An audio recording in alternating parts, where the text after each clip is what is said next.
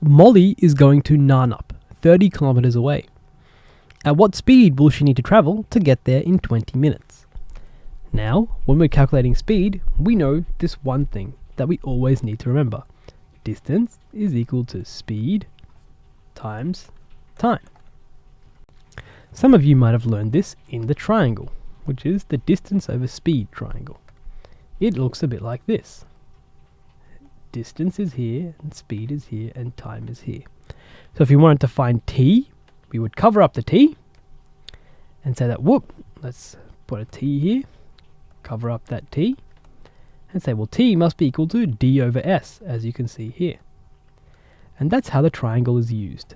But let's try and apply it to our question here first. Molly is going to Narnup, which is 30 kilometers away. So the distance is 30. At what speed will she need to travel to get there in 20 minutes?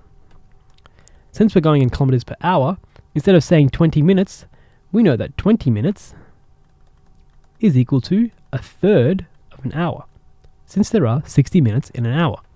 So instead of saying our time is 20 minutes, we'll say it as a third.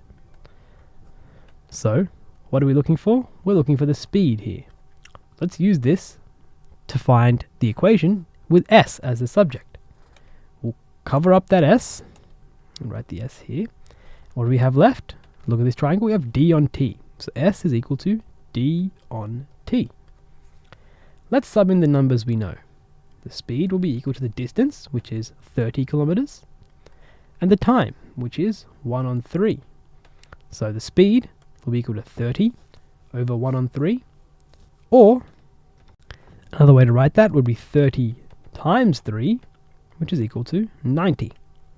So the speed is 90 kilometers per hour, or our answer here, B.